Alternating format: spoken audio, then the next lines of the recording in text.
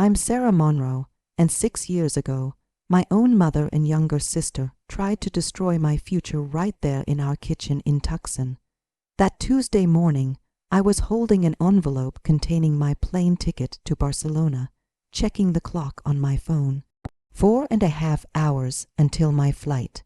My mother walked into the room, spotted the envelope, and her expression went cold. Before I could say a word, she grabbed it from my hands, marched across the kitchen, lifted the lid of our large gray trash bin near the back door, and tossed my ticket inside. My younger sister Emma stood next to her and started laughing.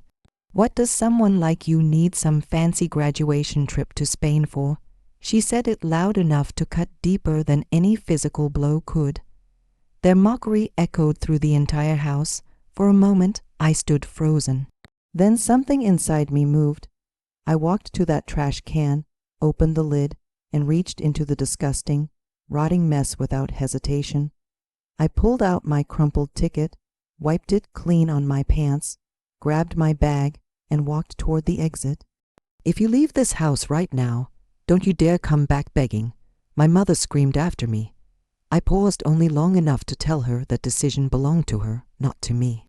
4.5 hours later, I was 30,000 feet in the air, heading toward the city they swore I would never reach. 6 years after that moment, my doorbell camera would capture 2 exhausted, desperate faces standing at my entrance, ringing the bell like everything depended on it. And this time, the desperate ones weren't me. If you've ever had someone try to crush your dreams like they were nothing, stay with me. Hit that like button, subscribe, and share this with anyone who needs to see that walking away from toxicity can be the beginning of everything beautiful. When the plane finally leveled off above the clouds, I pressed my head against the seat and tried to catch my breath. But my thoughts kept pulling me back to Tucson, to the slow decay that had been happening long before that ticket ended up in the garbage. I grew up in a modest single-story home on the outskirts of the city, in a neighborhood where every lawn looked the same, dried out and neglected. My mother, Patricia, was constantly drained from her retail job at a large furniture chain, coming home with aching feet and a pile of overdue bills, always reminding us how expensive everything was. My younger sister Emma spent most of her time glued to her phone, filming fashion content and practicing poses in our living room like she was already famous. I was the invisible one who filled every gap. I opened the coffee shop at 4:30 in the morning, took the first bus out, came home smelling like burnt espresso and sugar, then cooked dinner, scrubbed dishes, and squeezed in online design courses with whatever energy I had left. I contributed to the rent every single month, sliding folded bills onto the counter. My mother would scoop them up without even glancing my way, muttering something about how it barely made a dent. Emma would roll her eyes and joke that I should work faster if I actually wanted to be helpful. On the surface, we looked like any other struggling working-class family. In reality, there was an unspoken rule that governed everything. My value was measured only by what I could give them, never by who I wanted to become. I kept my plans for Barcelona quiet at first. The dream felt too fragile, like it would shatter the moment I said it out loud. Late at night, after they went to bed, I sat on the floor of my cramped bedroom, surrounded by sketches and unfinished paintings leaning against the walls. I painted the same theme over and over. A figure trying to escape from a confined space while hands reached in to pull them back down. I sent photographs of those pieces to an international design program based in Barcelona, half expecting them to ignore my application entirely. When the acceptance email arrived, it came in a plain white digital letter with a clean logo at the top and my name spelled perfectly for the first time in forever. They were offering me a partial scholarship and a spot in their final graduation exhibition. I stared at those words until they blurred because for the first time, someone who didn't share my blood was saying I was worth believing in. When I showed my mother the acceptance letter, she didn't smile. She looked at it like it was a scam. Barcelona, she said slowly, like the word itself was offensive. Who's supposed to pay our bills while you go play artist in Europe? I explained that I would keep working until I left, that the scholarship covered most of my tuition, that I had been saving, that this was my one chance. She shook her head and waved the paper at Emma like I was telling a joke. At least your sister is doing something realistic, something with an actual future, she said to Emma. Then she turned back to me. Art doesn't pay mortgages, Sarah. Coffee shop tips don't keep the electricity on. You're living in a fantasy. It hurt because she knew exactly how many hours I stood on my feet to earn those tips. It hurt even more when Emma chimed in, smirking like she was doing me a favor. You're always begging for more time, more support, more everything, she said. And for what? Some depressing painting in a city you can't even afford. She called me desperate like it was a punchline, like the word belonged exclusively to me. That night, I stood at the sink washing their dishes while they laughed together in the other room, and I realized something I had been avoiding for years. In that house, I would never be anything more than free labor with an embarrassing dream they were ashamed of. They didn't see my acceptance letter as an achievement. They saw it as a threat. If I left, they would lose the person who covered shifts, cleaned up after them, and quietly paid their late fees. If I stayed, I would lose the only opportunity I had to become more than the desperate one in my own family. That tension hung in the air the morning my mother saw that plane ticket on the counter. That's what was behind her eyes when she walked it over to the trash. And that's what was behind mine when I reached in and decided, finally, to stop making myself small just to keep them comfortable. The strange thing about leaving home is that it doesn't feel cinematic while it's actually happening. There's no dramatic soundtrack when you drag your suitcase down a worn driveway. No slow motion when the rideshare pulls up. There's just the sound of your pulse pounding in your ears and the question hammering in your mind, asking if you're about to make the worst mistake of your life. As the car pulled away from our house in Tucson, I watched the front door in the rearview mirror, half expecting it to swing open, for my mother to come running out saying she didn't mean any of it. The door stayed closed. The only thing that followed me was the memory of her voice telling me never to come crawling back. On the way to the airport, my phone vibrated with a message from Rachel, my closest friend since sophomore year. She had been the only person who said Barcelona made sense, that my talent was real, even when I couldn't believe it myself. She sent me a screenshot of a transfer she had just made, a small amount pulled from her own paycheck as a medical assistant. Her message was brief. I can't fix your family, Sarah, but I can help you get on that plane. Please don't waste this chance.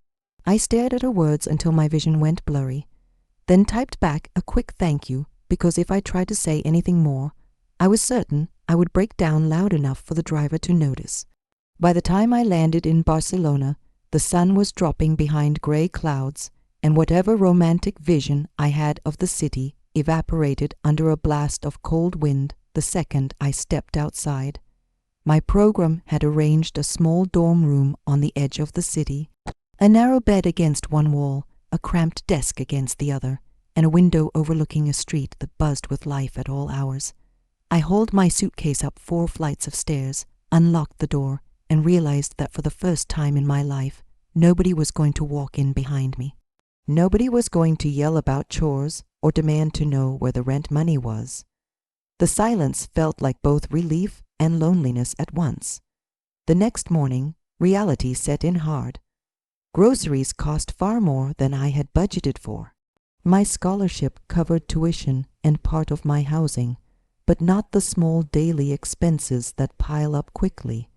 I walked for hours, dropping off my resume at cafes and shops, stumbling through basic Spanish phrases, trying to smile like I belonged.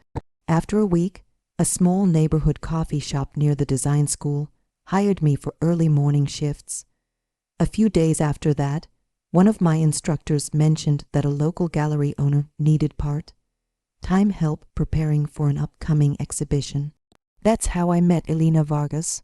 The first time I stepped into her gallery, I was almost too intimidated to move. The space was minimal. White walls, polished concrete floors, pieces hung so thoughtfully that each one had room to breathe. Elena herself was sharp and composed, with silver hair pulled back tightly, and a way of looking at you that made you stand a little straighter. She barely glanced at my resume before nodding. "We need someone to move equipment and not break anything," she said. "Can you handle that?" I handled it. I swept floors, unpacked shipments, held frames up until my arms burned while she decided whether a piece needed to be adjusted half an inch higher or lower. For weeks, I was just another set of hands. Another student trying to survive the city. One evening after we closed, I was wiping down a display table when she noticed the sketchbook sticking out of my bag. She asked to see it in that casual, detached way that still somehow felt like an evaluation. I hesitated, then handed it over. She flipped through page after page of mixed media work, scraps of ticket stubs, receipts, layers of paint scraped over pencil marks. Most of them were variations of the same image: a figure reaching out from a pile of trash, a hand gripping a crumpled boarding pass that looked almost exactly like the one my mother had thrown away. "You're very literal," she said, closing the book. "But you're honest." It was the closest thing to praise I had heard in months. She told me to send her 3 polished pieces for consideration. If she liked them, she might feature one in a small section of the gallery. No guarantees. I stayed up for 3 nights straight, working in that cramped dorm room, my floor covered in paint, stained newspapers. When I finally delivered the finished pieces, my hands were still covered in color. A week later, I walked into the gallery, and there, in the far corner, was one of my canvases mounted on the wall with a small printed label underneath that read Sarah Monroe, Mixed Media. I stood in front of it, unable to move, while guests drifted past holding glasses of wine. Most didn't stop. A few did. One older woman, a tourist from the States, stood there longer than anyone else, tilting her head like she was trying to decode what I had buried in the layers. She asked Elena who the artist was. Elena pointed at me. The woman smiled and said she wanted to purchase the piece. The amount she paid wasn't life-changing, but when Elena handed me the envelope at the end of the night, it felt like the universe was whispering that maybe I wasn't crazy for being here. That envelope paid for groceries and transportation and a few nights where I didn't have to worry about skipping meals. More than that, it paid for a piece of my dignity. I was no longer just the girl who handed over her paycheck at a kitchen counter and got called desperate. For the first time, I was an artist who got paid for her work. What I didn't know yet was that this small sale would be the first link in a chain leading straight back to that same word and the people who had used it to break me. Success didn't arrive in Barcelona with fanfare. It showed up as early alarms, exhausted feet, and nights where my eyes burned from staring at canvases under cheap dorm lighting. After that first sale, I went right back to opening the coffee shop before dawn, wiping down tables for strangers who would never know my art was hanging in a gallery just blocks away. Between classes and shifts, I kept painting, filling sketchbooks with that same recurring theme of escape, layering materials until my hands cramped. Elena watched quietly. She didn't give compliments easily, but she asked more questions, and that was her way of showing she cared. "What are you trying to communicate here?" she would ask, tapping a corner of a canvas. "Why are you burying the ticket under so many layers?" It forced me to think about my work as more than just therapy. It had to tell a story other people could connect with. When my program announced the final graduation showcase, my classmates buzzed with excitement like this was their big break. For me, it felt more like a test. The exhibition would be held in a larger gallery downtown with visiting curators from London, New York, and Berlin. 1 piece per student. No second chances. I chose a large mixed media canvas that had taken me months to complete. Layers of trash textures, receipts, torn coffee sleeves, transit tickets, all circling around a single crumpled boarding pass in the center. It wasn't an exact replica of my real ticket, but it carried the weight of it. I call the piece Exit Strategy. The week before the show, I almost pulled it. I told Alina it was too personal, that people wouldn't understand it, that maybe I should display something prettier and more accessible. She raised an eyebrow and said, "In this city, pretty is common, honest is rare. If you're going to take up space on a wall, make it matter." So I committed to it. On the night of the showcase, I stood in a borrowed black dress and uncomfortable shoes, pretending I wasn't about to be sick from nerves. My classmates gathered with their families, speaking rapid Spanish or Italian, parents pointing proudly at their children's names in the program. I stood alone at first, holding a plastic cup of sparkling water. Rachel had texted from Tucson during her break at the clinic, sending a photo of herself watching the live stream on her phone. "I'm so proud of you," she wrote. "Your family has no idea what they threw away." When the doors opened, the room filled with voices and the sound of clinking glasses. People drifted past the paintings like currents, sometimes pausing, sometimes flowing on without a second glance. For a while, it felt like nobody even noticed my piece. Then a man in his late 30s stopped in front of Exit Strategy and actually read the small card with my name and title. He was dressed like he had just stepped off a plane, blazer slightly wrinkled, eyes sharp but tired. He stepped closer to the canvas, leaned in, and traced the outline of the painted ticket with his gaze. "What's the story behind this?" he asked, looking around until he saw me standing awkwardly near the wall. For a moment I wanted to deflect, to say it was just about travel or change. Instead, I told him the truth in a condensed way that fit into a few sentences. I explained that my family had thrown away my chance to leave, that I had retrieved it from the trash and left anyway, and that this piece was about the cost of walking away from people who refused to believe in you. He listened without interrupting, then asked a few questions about my process, my other work, my future plans.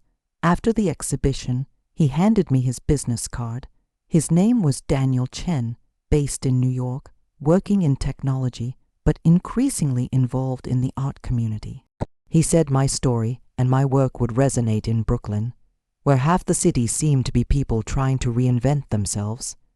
At first, I thought he was just being polite, but a few weeks later, he emailed asking if I would be open to sending a few pieces to a group exhibition in a small Brooklyn space he was helping fund. It felt absurd to even consider. I barely had enough money to survive in Barcelona, and New York was an entire ocean away. Still, I packed 2 canvases, filled out customs forms, and watched as the pieces that had carried me through my darkest nights disappeared into cardboard boxes. Months passed.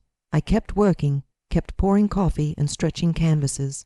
Then one morning, while I was cleaning brushes in the gallery, Elena called me into her office. She held out her phone with an email open on the screen. The subject line had my name in it and the word sold in capital letters. One of my Brooklyn pieces had found a buyer. The buyer was Daniel himself, and he said in his message that he wasn't just interested in owning my work. He wanted to talk about giving it a permanent home. His concept was simple but terrifying. He wanted to open a small studio and gallery in Brooklyn dedicated to artists with stories like mine, people who had been told they were foolish, unrealistic, or a burden. He wanted me to be the first resident artist and co-curator, with my name on the window. My instinct was to pull back, to hear my mother's voice calling me a dreamer, desperate, a girl who didn't understand the real world. But then I thought about pulling that ticket out of the trash, about the weight of that first envelope from the tourist, about every night I had spent alone in a dorm room, believing that invisibility was safer than being seen. I looked at Alina, half expecting her to tell me not to get my hopes up. Instead, she said, New York won't be gentle, but it will be honest. And you, Sarah, are finally ready for that. When I stepped off the plane at JFK a few months later, dragging my suitcase into a city that smelled like exhaust and possibility, I had no idea that somewhere back in Arizona, the people who once called me desperate were already starting to lose everything they had sacrificed me for. While I was figuring out subway routes and learning how not to get lost in Brooklyn, my old life in Arizona was quietly falling apart without me. Back home, my empty chair at the kitchen table didn't stop the bills from arriving. The expenses kept coming, but the girl who used to open the cafe before sunrise and slide cash across the counter every week was now pouring coffee for strangers in New York and keeping that money for herself. At first, Patricia patched the gap with longer hours and more credit cards. She came home from the furniture store later and later, kicked off her shoes, and tossed unopened envelopes onto the counter like she could will them away. Emma doubled down on her influencer aspirations. She filmed styling videos in the brightest corner of the living room, ordered clothes she couldn't afford, and convinced herself every purchase was an investment. When a bill came marked urgent, Patricia put it on a card and said it was temporary. When Emma wanted another lighting setup, she said you have to spend money to make money. Rachel told me later that whenever anyone asked about me, they just shrugged and said I was still overseas playing artist, like I was some kid backpacking for fun instead of someone who used to cover half their expenses. They never mentioned that the house felt heavier without a second income. The first real collapse hit when the furniture store cut Patricia's hours, then cut them again. Fewer hours meant less money. The minimum payments grew sharper, late fees multiplied. One evening, in the middle of dinner, the power went out. No storm, no warning, just darkness and the sound of the refrigerator dying. The next morning, Patricia spent hours on the phone trying to negotiate extensions from companies that don't care how desperate you sound. A few months later, she lost the job entirely. After that, everything accelerated. They sold a television, some furniture, a few pieces of jewelry. They held a yard sale where Emma wore oversized sunglasses and pretended this was just decluttering, not desperation. It wasn't enough. The eviction notice came in a thick envelope taped to the front door. They moved to a cramped apartment across town, then from that apartment to a cheap motel, then to a shelter that smelled like disinfectant and exhaustion. Somewhere between the second motel and the shelter, Emma scrolled past a name she hadn't said out loud in months. A mutual contact had shared an article about a new studio and gallery in Brooklyn called Monroe Studio, founded by an artist from Arizona who turned family trauma into mixed media pieces. The photograph showed me standing in front of Exit Strategy, beneath my own name printed on a white wall. The caption mentioned a scholarship in Barcelona and a ticket thrown in the trash. Rachel said the room went silent. Patricia sat down heavily. Emma stared at the screen like it might attack her. Everything they had mocked, everything they had tried to destroy, was right there being celebrated by strangers. The word desperate didn't sound as funny anymore. Shame couldn't feed them, though. After a few days of pretending the article didn't exist, they ran out of pretending and money at the same time. With what little cash they had left, they bought 2 bus tickets to New York. Days later, dragging worn luggage and wearing clothes they had been sleeping in, they followed a cracked phone, screen's navigation through Brooklyn, until they were standing in front of a glass door with Monroe Studio written across it. They took a breath they couldn't really afford and pressed the doorbell. Inside, while I was installing a new piece on the wall, my phone buzzed with a security notification. I glanced down, tapped the alert, and watched the camera feed load. 2 figures appeared on the screen, thinner, older, nothing like the people who had laughed over a trash can in Tucson. It took me a full second to recognize them.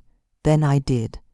My mother and younger sister were standing on my doorstep, and this time they were the ones asking not to be shut out. I stared at the screen for a long moment, long enough for the bell to ring again before I realized I was just standing there holding my phone in the middle of the studio with my mouth slightly open. Daniel looked up from his laptop. "Everything okay?" he asked. I swallowed and forced my voice to stay steady. "Yeah, just someone at the door," I said, even though the word someone didn't come close to capturing it. My heart was pounding so hard it felt like it was echoing off the gallery walls. I set my phone down, wiped my palms on my jeans, and walked toward the entrance. Each step sounded too loud on the polished concrete. By the time I reached the door, I had to pause, hand hovering over the handle, just to remind myself that I wasn't the girl in that Tucson kitchen anymore. I owned this door. I chose who came through it. I opened it halfway first, enough to look outside before swinging it fully open. Up close, my mother looked smaller. The Arizona sun had been replaced by New York winters, and her face showed it. Lines that hadn't been there 6 years ago cut deep around her mouth. Emma stood beside her, arms wrapped around herself. The bright, glossy confidence I remembered stripped down to something raw and exhausted. For a moment, none of us spoke. Then my mother attempted a smile that didn't reach her eyes. "Sarah," she said softly, like she was testing whether she still had the right to use my name. "You look good." "You really made it."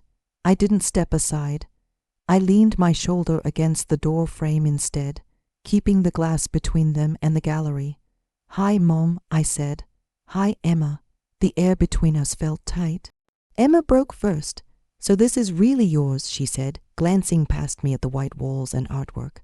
"Monroe Studio, that's incredible." I shrugged. Incredible is one word for it. She laughed once, but it sounded more like a cough. "Look, we didn't exactly know how to." She started, then stalled. My mother cut in. "We came a long way, Sarah. We just want to talk." For a second, I pictured the shelter, the bus ride, the way they must have stared at my name on that studio window. Part of me wanted to soften immediately, pull them inside, make coffee, pretend we were just a normal family reconnecting. But that part of me was the same part that had worked double shifts and handed over cash while being called desperate. I owed that version of myself better than a quick collapse. "We can talk," I said. "Out here." My mother's smile faltered. "Out here," she repeated like the sidewalk was an insult. "You too good for us now." I shook my head. "No, but that door behind me," I said, glancing back at it, "represents my boundaries. I didn't have any in Tucson. I do now." She opened her mouth like she wanted to argue, then closed it again. "We're in trouble," she said finally. "I know," I said. "I saw the article. Rachel told me some things." She looked embarrassed for the first time in a long time. "We lost the house, the job. Things got complicated." "Complicated," I repeated. "That's one way to describe choosing credit cards over difficult decisions." She flinched. Emma jumped in like she always did when silence got uncomfortable. "We get it. Okay," she said. "We messed up. We said things we shouldn't have, but you left. You cut us off. You wouldn't even answer when we tried to reach out." "There weren't any attempts to reach out," I said quietly. "There were never calls to say you were proud. Only calls when the rent was due." She started to protest, then stopped when she realized I was right. My mother looked at the sidewalk. "I know we were hard on you," she admitted. "I was scared. You wanted to chase some art fantasy in Spain while I held everything together." "I panicked. You threw my future in the trash," I said. "Literally. I'm not sure there's a softer way to phrase that." Her eyes filled with tears, and for a moment she looked like the mom who had once packed my school lunches and braided my hair. "I was wrong," she said. "I thought if I crushed your dream first, the world couldn't do it to you. I thought keeping you close was safer. Instead, I pushed you away."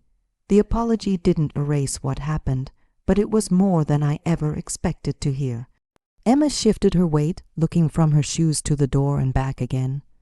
"I called you desperate," she said, the word catching in her throat. "A lot, actually. The thing is," she looked down at her worn jacket, Now I know what desperation actually feels like. It's not funny. I didn't rush to comfort her. The silence that followed wasn't cruel, just honest. What do you want from me? I asked, no sugarcoating. My mother took a breath. We need help, she said. A place to stay for a while. Maybe some money to get back on our feet. You're doing well. You can afford it. That old familiar expectation washed over me like a wave. The assumption that if I had anything, it was automatically theirs. I straightened up and stepped out onto the sidewalk, closing the door behind me so the latch clicked. You're right about one thing, I said. I am doing better, but the reason I'm here is because I stopped treating myself like the family charity case. I'm not going back to that.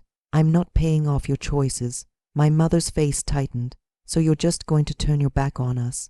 After everything I did for you, I met her eyes. You fed me and housed me as a child, and I'm grateful, I said. But you also used me. You threw away my ticket to a life where I wasn't trapped paying for your fears. Both of those truths exist. I'm not rewriting them just because it's inconvenient now. For a moment, nobody spoke. Emma sniffed and wiped her nose on her sleeve. So that's it, she said. You have your fancy studio, and we get nothing. I shook my head. No, that's not what I said. I'm not going to save you, but I'm not going to watch you drown either. I told them about the art program we had started at the studio, the workshops for adults who had been broken down by life and needed a place to rebuild. We partner with a local shelter, I explained. People who commit to the program get support with temporary housing while they work on themselves. We have more people who need it than spots available, but I can get your names on the list. You would participate like everyone else, help with setup, follow the guidelines, no special treatment, no living in my apartment, no financial bailouts. Actual work, actual change. My mother looked stunned. You would send us to a shelter. I corrected her gently. I would connect you to a support system that doesn't depend on me sacrificing my life again. That's the only way I can help you without becoming the person you used to demand I be. Emma opened her mouth to argue, then seemed to deflate. I'm tired of being proud and hungry, she muttered. I'm tired of pretending everything is content. My mother stared at the studio window, at my name printed clearly there. I never thought you would be the one closing a door on me, she said quietly. I never thought you would be the one throwing anything away. I swallowed the guilt that comment sparked and answered anyway. I'm not throwing you away, I said. I'm throwing away the version of our relationship where I'm the desperate one and you hold all the power. If you want something different, it's there. I nodded toward the flyer taped on the glass about our next workshop. But you'll have to earn it, just like I did. For the first time since I opened the door, they both fell silent in a way that felt less like anger and more like shock. They were used to me bending, apologizing, shrinking. This time, I stood there steady on my own sidewalk and waited for their response, knowing that whatever they chose next would reveal more about them than it ever again would about me. They didn't give me an answer right away. My mother kept staring at the flyer on the glass, reading the words about healing and rebuilding like they were written in a foreign language. Emma just kept shifting from one foot to the other, eyes moving between me and the studio behind me. Finally, she said she was exhausted from pretending she had everything figured out when she didn't even know where they would be sleeping next week. My mother didn't look at me when she asked what exactly the program required, like she already knew she wasn't going to like my response. I kept it straightforward. Show up, do the work, tell the truth, respect the rules. It sounded simple, but we all knew it was bigger than anything money could fix. A few days later, after I spoke with the shelter coordinator and our nonprofit partner, their names were added to the list. They started coming in twice a week, not through the front entrance during gallery hours, but through the side door that led to the workshop space. The first day, my mother held a broom like it was unfamiliar, sweeping up paint water that wasn't hers. Emma stacked chairs and wiped tables. listening to the stories of people who had slept in their cars, who had escaped dangerous relationships, who had lost everything without ever once calling anyone desperate. In that room, my family wasn't special. They were just two more people who had fallen hard and were trying to figure out which way was up. For me, those weeks were strange. I watched my mother pour coffee for strangers and listen instead of lecture. I watched my sister hand supplies to a woman rebuilding her life after years of being told she was worthless. Sometimes they made small talk with me about practical things, schedules, and supply orders. But we didn't unpack the past every time we saw each other. The healing didn't come in one dramatic conversation. It came in tiny moments that would be easy to miss. Like the evening I walked in and found Emma sitting at a table staring at a blank canvas. She asked if it was pointless to paint her own story when she didn't even like the person she had been in it. I told her that was exactly the point. Art wasn't about celebrating the version of you that hurt people. It was about documenting the version of you that's trying not to do it again. She laughed once, then started to paint. My mother took longer. She showed up, did the tasks, sat quietly in the back during group discussions. One night, a man in the program shared how his parents had pushed him into a career that made him miserable, mocking him whenever he mentioned what he actually loved. When he finished, my mother raised her hand slowly and said she had done something similar, only worse, because she hadn't just mocked her daughter's dream. She had tried to destroy it. She didn't say my name, but she didn't have to. Everyone there knew who she meant. Later, she caught me alone and admitted that when she called me a dreamer and made me feel small, she was really talking to herself. She had been too scared to take her own chances when she was young, so she punished me for taking mine. I didn't tell her it was okay. I didn't tell her we were even. I just told her I was glad she could say it out loud. Over the next few months, things shifted piece by piece. Through the shelter, my mother got connected to a job training program. Emma picked up part-time work at a second-hand store, which she resented at first, then started to respect when she saw how hard people worked just to keep the place running. They eventually moved into a small shared apartment with other program participants. Nothing like the house in Tucson, but theirs in a way that old place never really had been. We weren't a picture-perfect family. Holidays were awkward. There were still days when my mother slipped back into old patterns, or when Emma made a thoughtless comment and had to catch herself. But there were also mornings when they came to the studio not to ask for anything, but just to help set up a workshop or sit quietly in the back while someone else shared their story. Somewhere along the way, my anger stopped feeling like armor and started feeling like something too heavy to carry. I didn't forget what they had done. I didn't pretend our history was softer than it was. I just chose to stop letting that moment over the trash can be the only thing that defined us in my mind. I poured the leftover pain into new pieces, paintings about boundaries and second chances, about doors that close and windows that open somewhere else. People came into the gallery, read the descriptions, and saw themselves in the work. Some of them cried, some of them laughed, some of them signed up for the next workshop because they were tired of being stuck in the version of their story someone else had written for them. I started every new session of the program with a simple message. I told them you cannot control what family you're born into or how they treat your dreams.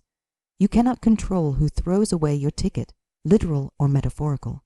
But you can control whether you stay buried in the trash with it or climb out and keep walking. I reminded them that setting boundaries isn't betrayal, it's survival, that forgiving someone doesn't mean handing them your life to break all over again. It means taking your life back.